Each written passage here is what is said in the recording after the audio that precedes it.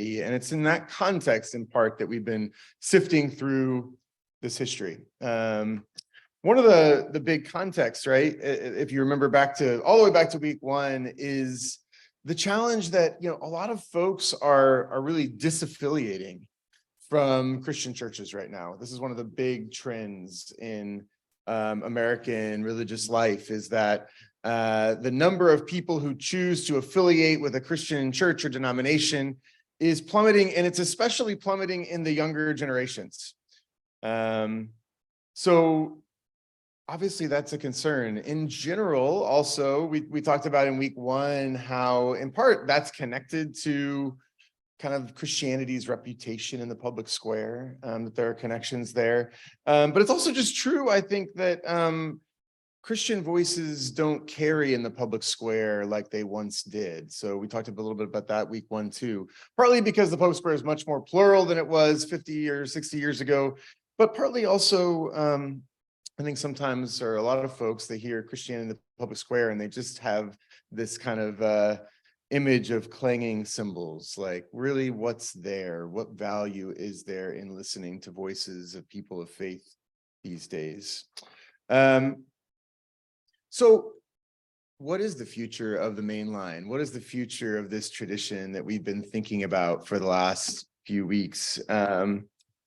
If our slides are up, what you would see right now is a picture of this church. In some sense, the future of the Mainline is going to be decided in places like this. And that's why, for me, it's been so rich to be with you all, and to think about these topics with you, because I think sometimes we think, oh, what's the future of Christianity in the United States? What's the future of the Mainline? What's the future of the Presbyterian Church USA? Those are all really interesting questions that people write a lot of books about, and worth thinking about and worth spending time reflecting on. But in terms of most of us, most of the time, the way that those questions will get answered is where we worship, the community that we live in. Can we make it? Maybe we're getting there. And so for you all, this place, this community, what is the future here?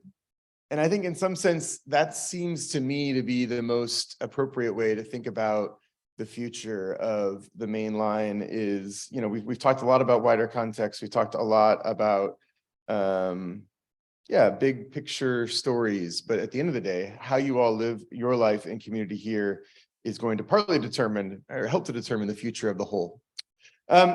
So part of what I want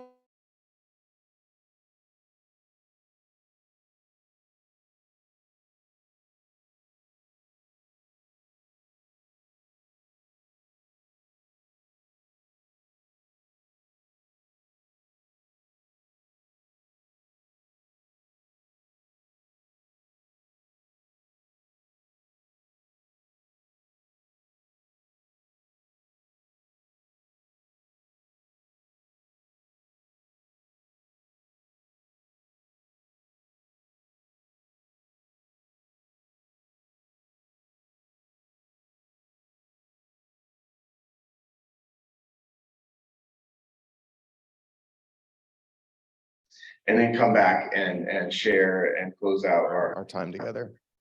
What do we think? Are we getting slides, or maybe not? I have them here. You need to put them. Yeah. We're getting there. One thing that I think, in terms of thinking about lessons from this history, in terms of perils and promise, one lesson that I take from these stories that we've been traveling through. So, 2 weeks ago, we talked about the Mainline's journey through the kind of tumultuous civil rights era. Last week, we looked at 2 case studies, right, of a Christian school in Cicero that was grappling with the question, the moral imperative, some folks said, of integration, in a context where there was a lot of resistance to that, right? So we talked about that case study. We talked also about the case study of Southside Presbyterian Church in Tucson, Arizona and their involvement and leadership of the sanctuary movement. One of the things that I think carries across all these stories, and as we think about the promise of a big tent tradition like the one that we are a part of, is that a big tent tradition is one that can get us out of our echo chambers. So I think one lesson to take from these stories and to bring with us into the present day is that we can beware of echo chambers. And we know that, one advantage of a big tent, if you can sustain it, and it's hard to sustain it, and we've talked about all the reasons why, and we'll talk about them again here in a moment. But one advantage of the big tent is that it helps you to hear a wider array of voices. I think about a couple of weeks ago when we talked about the Federal Council of Churches and its journey, its struggle to really say anything meaningful about civil rights. To the extent that it did, it was often because there were voices that often weren't heard in the wider society that were heard in that very unwieldy big tent of the Federal Council. So I don't even remember this, 1948. We talked about the FCC statement on segregation and Jim Crow is about to be tabled, parliamentary maneuver, partly coming out of the Southern Presbyterian Church, but also being supported by a Methodist bishop from Pennsylvania. And it was the voice of a pastor from Gary, Indiana. I don't know if you remember this, who stood up and said, as this strong condemnation of Jim Crow was about to be tabled, he stood up and said, "I don't think you understand what it's like to live under this regime." His voice carried, and it mattered that his voice was in the room. It mattered that his voice was heard. One thing that I think, in particular, thinking about kind of the sort of, if we're going to be wary of echo chambers and we're going to listen to lots of voices, one of the things that I think both the story of the Federal Council with civil rights, but also the stories that we heard last week, right? You think about the mother who's writing into the board of Timothy Christian School with her, sort of cry for them to admit her children and the children of other Black women in Lawndale. You think about the stories of migrants who the folks at Southside came across. I think that, especially as you think about, whose voices do we hear? That one of the things that the history of the Mainline can be a reminder of,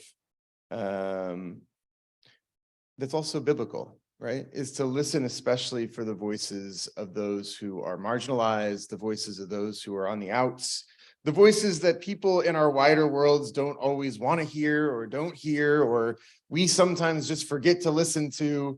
Those voices are really important. And whether they're in our churches or in our communities, the voices of folks that aren't, rich and powerful and have access to all the sort of promotional machinery, those are still important voices for us to hear. That's one important takeaway for I think this history. We got slides. Oh, amazing! I didn't even know it. Well, let me just go back here for a second because let's see, is this working? No, we're totally good. Go back one. Sharing from that machine now is what's happening. Okay, go back one. If we can.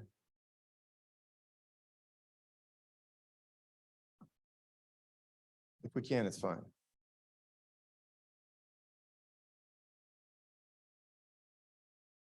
Skip it. We're good. We're gonna live without slides if we don't need them too much.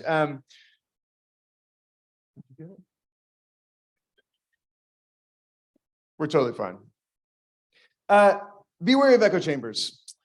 Another thing that I think we can take away from these histories that I think about for you all and for all of us who are trying to navigate the challenges of our times today is that God calls us to faithfulness in our public lives too. So we often think about faithfulness in terms of our private lives. But one of the things I love about the history of the Mainline, one of the things we talked about a couple of weeks ago when we talked about the Federal Council of Churches is this idea that for them, the kind of the attraction of the big tent was partly a witness to Christian unity, right? In a society that is always threatening to come apart. But it was also that they believed truly deeply that God called them to work together for the betterment of our society, right? It was both of those things, and those two things were themselves related. So part of what the struggle of these stories, part of the struggle today, right, is how do we hang together in a society that's so deeply divided? If the call fundamentally isn't to niceness, being nice to everyone, or as King called it a couple of weeks ago in his letter from Birmingham jail, if the call is not to a negative peace, which is the absence of conflict, but rather to faithfulness in our public lives. One of the dangers of the big tent, as we've seen in our journey together, is that there's always a temptation to just keep everyone happy. And it's not that there's not something right about that impulse, right? That we are called to love one another, we're called to unity, we're called to, I think, to find ways to hang together. But we're also called to speak out against injustice. We're called to witness to God's love for all of our neighbors. And sometimes those two things are in tension with one another. And so part of what I think, actually a lot of times, those two things can feel at least like they're in tension with one another. I mean, I would argue this is one of the big themes of the stories that we've traveled through together. And one of the big themes of, you know, the history of the mainline church, right, is that the struggle to witness to God's love for all of our neighbors can lead us into conflict with one another within the church. And so what do we do? We've seen in the stories that we've traveled through together, the terrible tragedy that can unfold when the church becomes so consumed with keeping everyone happy that we fail to say anything in the face of horrible injustice. I think about the murder of Emmett Till, this young boy from Chicago who's heinously murdered in Mississippi, and that the federal council turned national council churches, which had taken a courageous stand, becoming the first predominantly white organization in the country to condemn Jim Crow in 1946, couldn't muster much of anything to say about the murder of this boy. It's a cautionary tale about how we can fall prey to a temptation to prioritize keeping a negative peace over faithfulness in our public lives.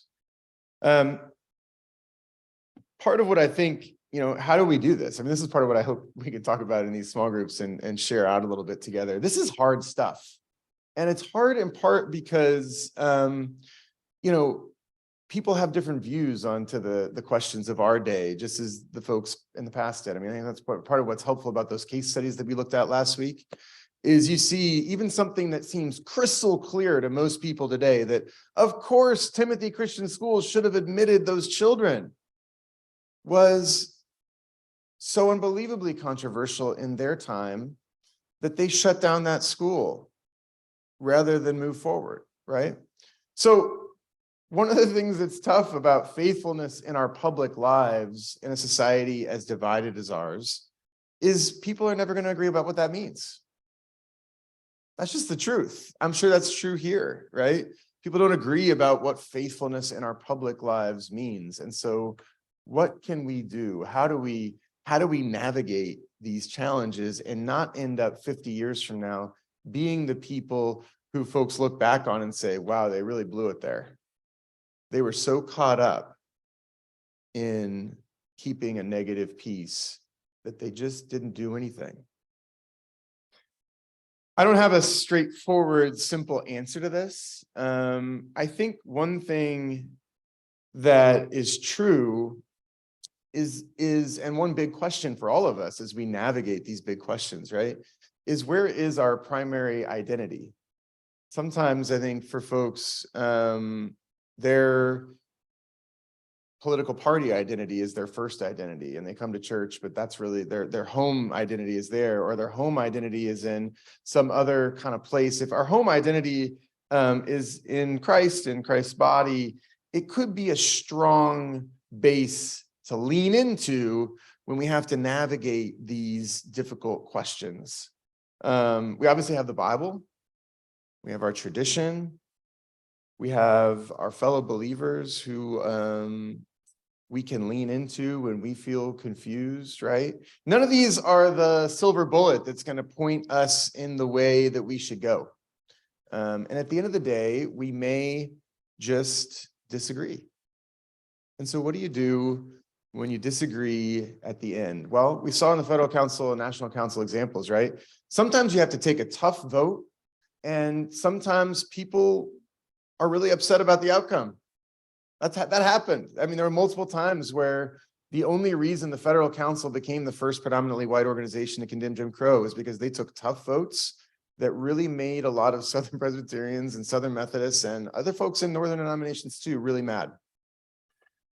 Sometimes you just have to do it. One of the interesting questions, though, is when you feel as a community God is calling you to speak boldly to a thing that maybe, there's not 100% agreement about. What happens on the other side of that? I think this is an interesting question. So my third takeaway here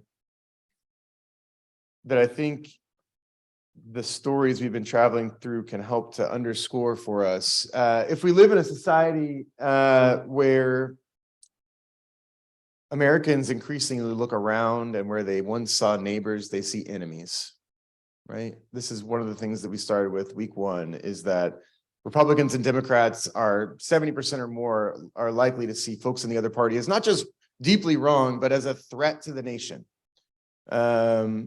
We know that more and more people are quick to write folks off that they don't see eye to eye with on key issues. One of the things that I think our faith can call us to is to not mistake neighbors for enemies. One of the things that I find really interesting about the example of the kind of historic Mainline, this unwieldy big tent, it's been a mess for a long time, struggled for a long time to navigate these difficult questions, these difficult public questions. But that call to unity that is deep in the sort of soil there never entirely went away. And so after the tough votes, it wasn't like, well, now let's cut them out. Or, after the tough votes, there were people who said, well, we got to get out of this thing. In fact, there are denominations that withdrew, and sometimes they rejoined. Sometimes they didn't. I think the Southern Presbyterians withdrew and rejoined multiple times over the course of, and over all kinds of issues, actually, from birth control to Jim Crow and beyond. But it's interesting to me, even in that case, that they continued to feel like they wanted to be a part.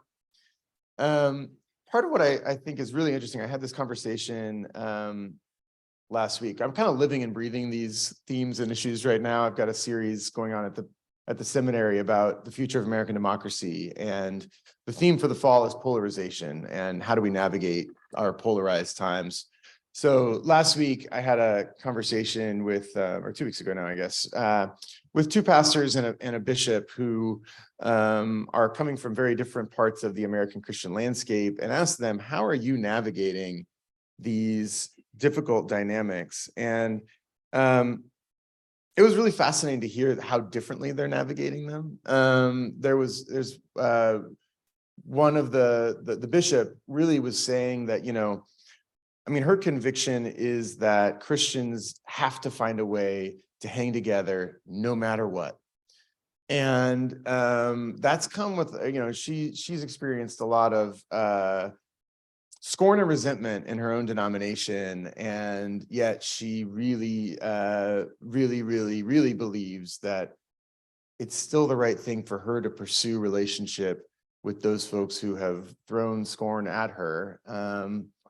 It was remarkable. There's another one of the pastors who was on this call who was saying that, we have to find ways to also count the cost of hanging together, and how for some folks, they bear more the burden of that cost than others do. You think about the example of civil rights as an easy one, right? Where what was it like for Black representatives to these FCC and National Council of Churches meetings to sit in those rooms and to hear all the things that were said about them and about their experience? How hard must it be to bear the cost of that big tent in a way that the Methodist bishop from Pennsylvania, who's proposing to table this thing and has no real world experience of what it's like to be on the downside of Jim Crow. Not everybody's bearing the burden equally, right? So one of the perils of a big tent, right, is that we don't always bear the burden of unity equally. And so I think being aware of that, and part of what it means, I think to not mistake neighbors for enemies is to be aware of those differential experiences that even in a local congregation, right, that folks experience this place very differently depending on their relationship to it and their relationship, their history here, who they are, the dominant values and experiences that are present here. People are going to experience it differently. And so especially when you have a hard vote, especially when you have a hard question, people are going to experience the division that can come with hard questions differently too. So how do we as Christians, how do you as a local congregation find ways to love your neighbors, both out in the wider world and here, in the midst of the turbulent division of our times? One of the things that I think I've seen sometimes, I've been a part of churches where a new pastor came in and wanted to move the coat rack, and that was a big deal. So sometimes it's not about big political and social questions. Sometimes it's just about like, that carpet is really special to me and we're not going to change it. The issues can be small or large. We know churches are funny places, and the kinds of things that people fight over in a church, sometimes they map onto larger social political debates. Sometimes they're really particular. I know, obviously worship music and all sorts of things, whether, flags, and there's lots of things that churches fight about, right? One of the things I sometimes think we could do more of when possible, if we keep in mind like the need to listen to a wide array of voices, if we keep in mind the need to listen, especially the voices of those who have less power than we do, if we keep in mind the ways that people have different kinds of experiences in local congregations depending on who they are. Sometimes when we get into these fights about things big or small, the goal can be, I want to win the fight. And sometimes it's good to win the fight if you're fighting for the right thing. And that's one of the hard things, right? Is discerning, finding the way to discern when is it right to just fight because I'm on the right side. Sometimes I think there are more cases than not where we could just say, well, I don't really want that, but I see that some of my neighbors, some of my fellow church members really do. It's really important to them. So gosh, I don't really want it, but okay, let's just try that out. That's a bold kind of witness in our own society where people don't do that. I think that's and so in thinking about kind of what difference does Christian faith make in these questions? I think it's a really important question. I want to break you into small groups in just one second, but I guess I want to say first that one of the things that's been really fun and interesting for me about being here is talking to you all after. And hearing more stories about this place and how deeply you care about it, how long many of you have been here, how recently some of you have come, how important this place is. And as I've listened, I've been just bowled over by the wideness of this community, how many different types of folks you have here, and I think it's a beautiful thing, and it is in its own way a kind of witness in a society that feels right now like it's coming apart. So I think, as I said, the second slide after my title slide today was a picture of this church. And I love the idea of you all thinking about your life here and what you might do here in this building and what kind of light you might be here in this community as an important test case for the future of our tradition. An important test case for what does Christian faith have to offer the wider world in a moment where lots of folks are questioning, does it have anything to offer? You have a chance, I think, to show that it does. And then the question is, what is it? And what is God calling you to do and to be here in this place? So I'd love to have you break into small groups, maybe just with the folks that you're sitting around for 10 minutes. And just to talk about some of what you've seen as kind of some of the lessons of the history that we've traveled through. And also if you have a sense of, what your hope is that this community's witness in a time of great division, in a time of, where it does seem like there's just crises everywhere you look. What do you hope your church's witness would be in this moment? So why don't we take 10 minutes and just huddle up with the folks kind of right near you and just have a little conversations about some of the lessons and some of your hopes for what it might mean for you to be a faithful witness today.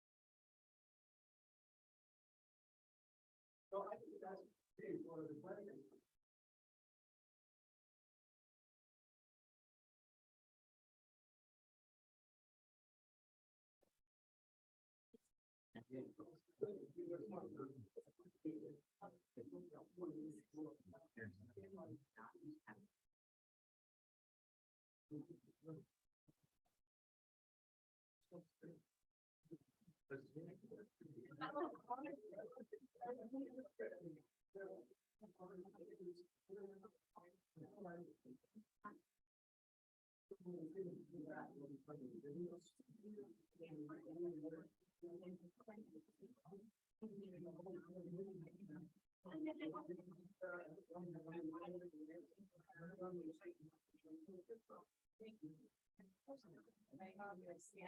I feel like that's a little bit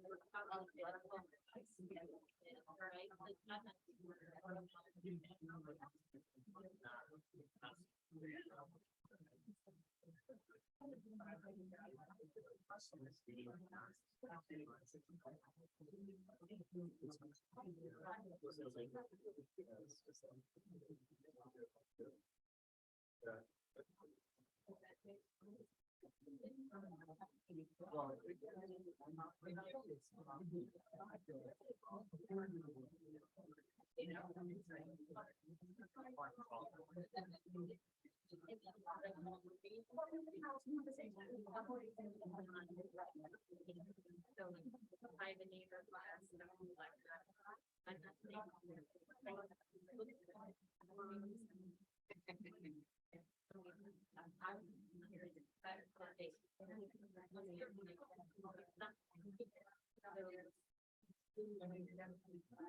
Yeah, yeah.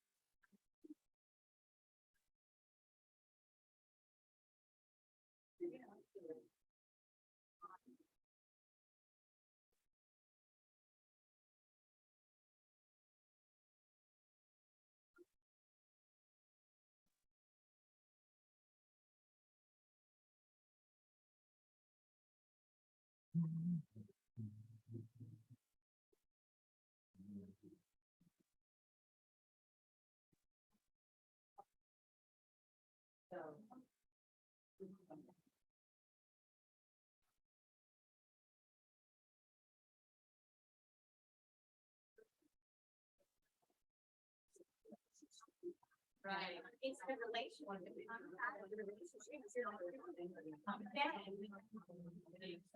Yeah.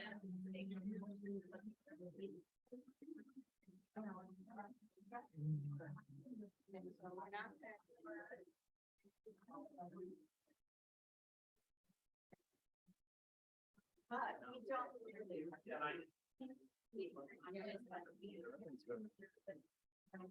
Well, I'm going to say, one of my most popular friends that has.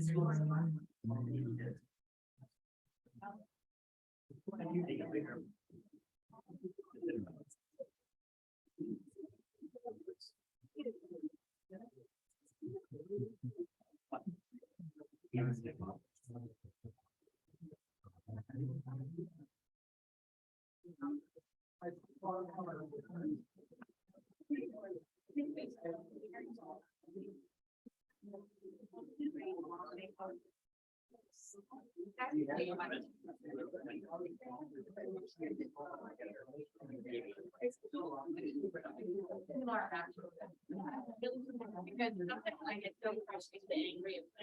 I can't even talk to them. Like, no.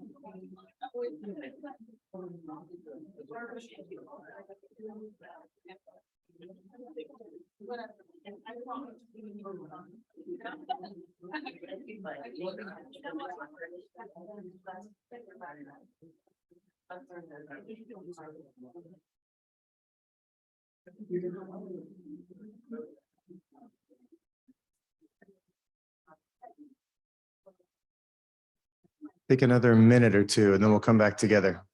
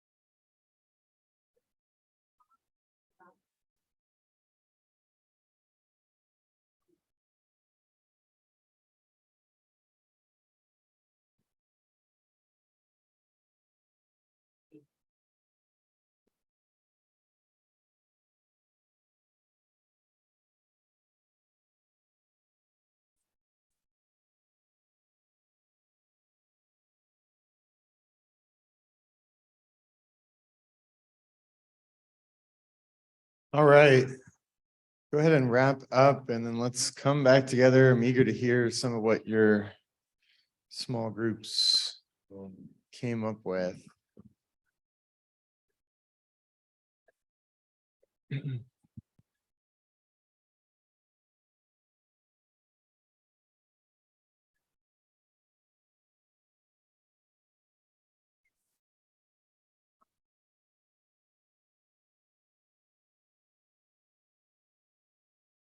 All right. So much. I think these conversations, these groups, intent and conversation and laughter are hopeful in themselves and the level of investment people have in what your hopes are for this place. What'd you talk about in terms of things that you're taking away, lessons of the past or for our present, and or some hopes that you have for the kind of witness that Allentown Presbyterian Church might be in these times? Yeah. Couple slides. One was the one where the nuns were growing up and they were young. Yeah. And the bottom part was steady. Yeah. Kind of right. Yeah.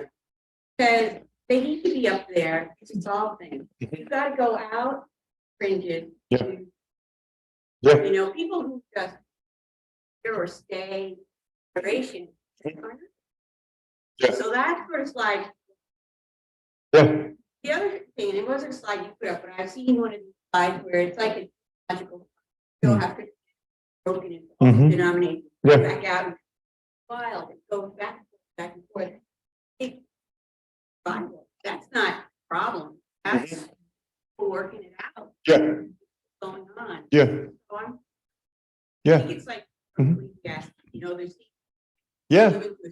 Yeah. Yeah, that's a fact. I mean, it's a hopeful way to think about like the season of, she's talking about kind of also the generational disaffiliation right now and the nuns being younger and whatnot. But what if they're God will be with them where they go and maybe bring them back? We don't know what may come. Yeah.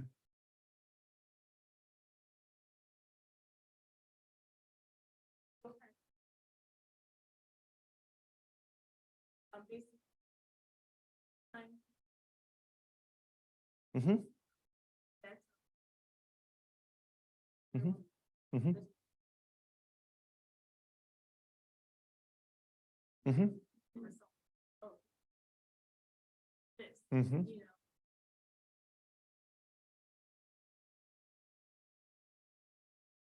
Mm-hmm. Mm-hmm.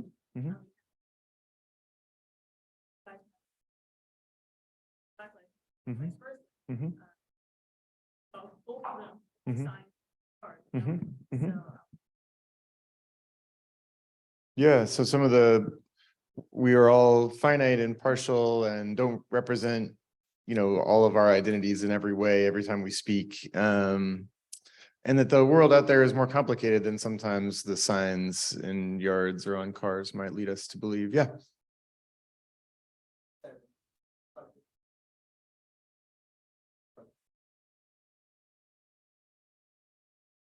Mm-hmm. Yeah.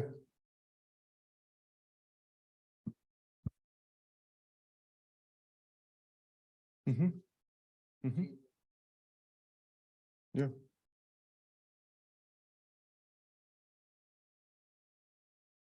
Mm-hmm. Mm-hmm. Yeah. Yeah.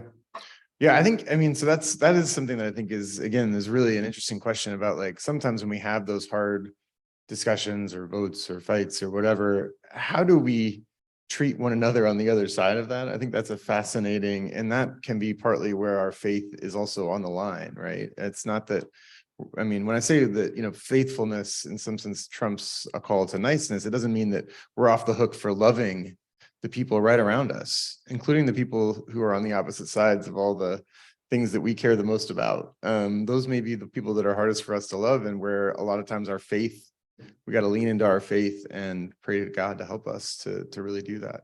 But that can be a huge witness. Yeah.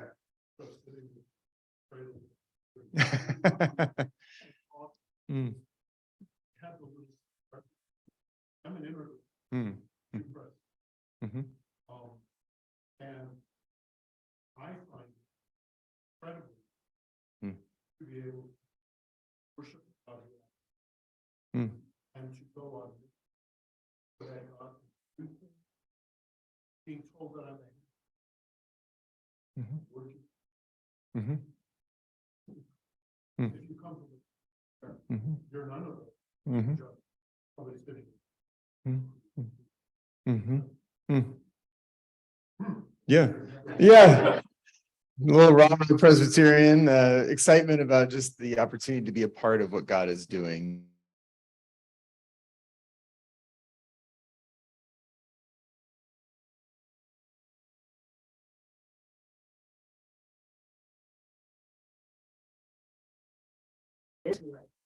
Yeah. Yeah. Reminded person. Yeah. Yeah. I think that's really powerful. I don't know if you could hear what she said, but just the importance of relationships. And if you have a true relationship with someone and you find yourself on the opposite side of a debate from them, but you continue to lean into that relationship through, we all have disagreements, including with the people that are the closest to us, that we love the most, right? And the question is partly like, is the relationship on the line when we disagree, or can we find ways to continue that relationship even when we do disagree?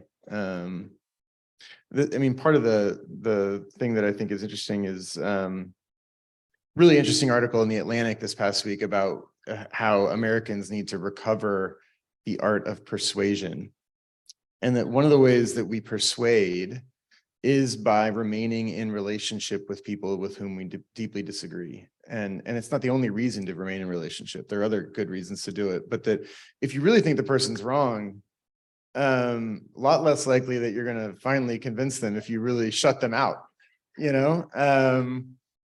Yeah, so it's a fascinating thing. The other thing that reminds me of this conversation, I mentioned this with the pastors and the bishop. One of the things that the bishop said in the context of the call to hang together is, she's like, I hope that the people on the other side will be transformed, but she said, I also know I need to be transformed. And that even in ways that I don't expect, that God can be at work in those folks who I think are wrong to transform me. And I found that really quite remarkable. The idea that, people are not just the sum of our disagreements, but they are also people that God has created who, even when they're wrong, as we are too, right? They may be, God may be at work in and through our relationships with those folks. Any last? Yeah.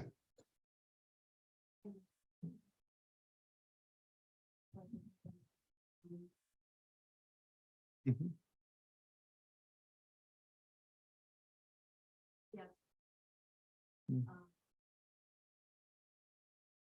Mhm.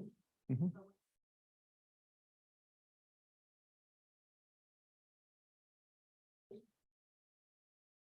Mm.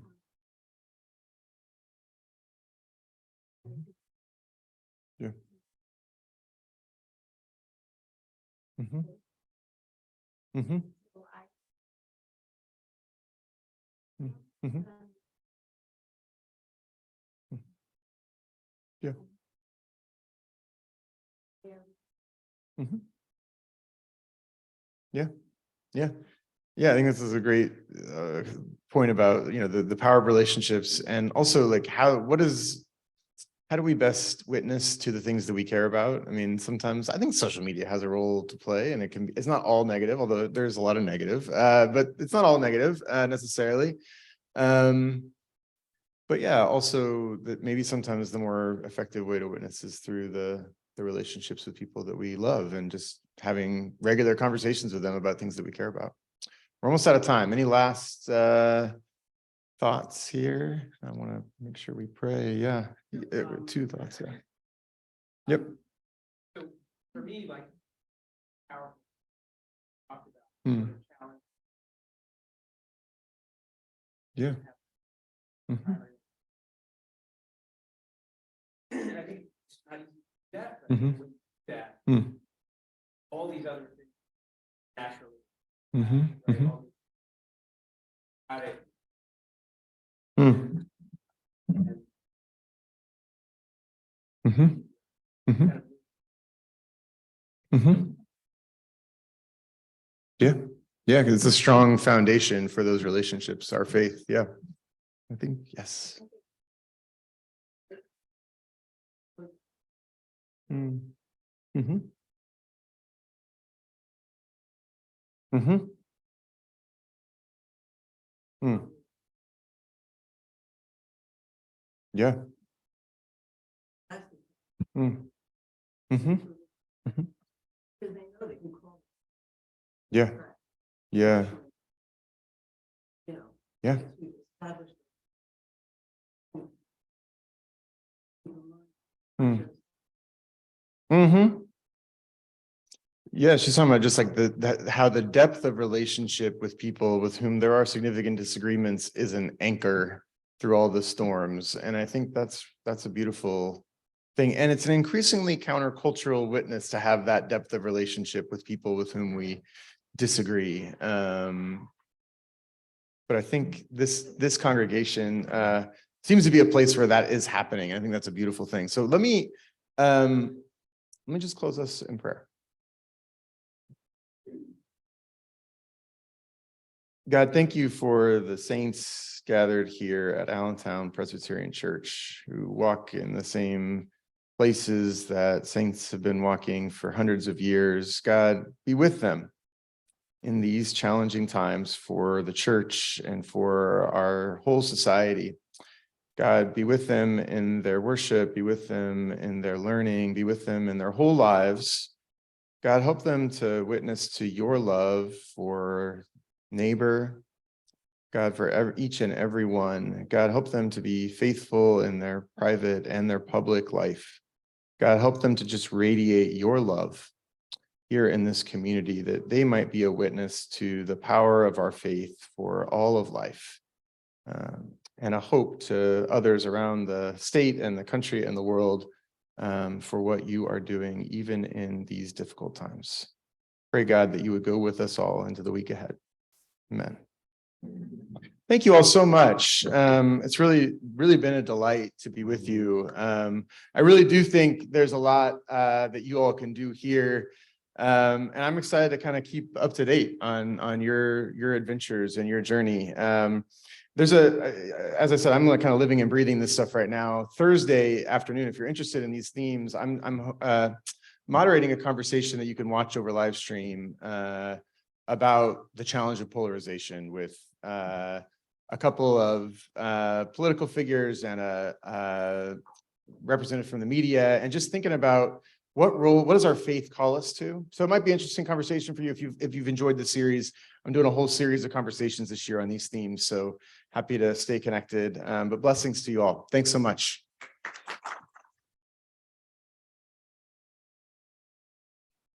How I will link up to that. Yes. Yeah. To probably Courtney.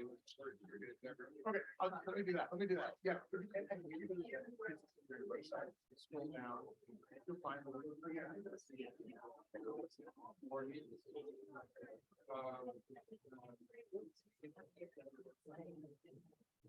don't know.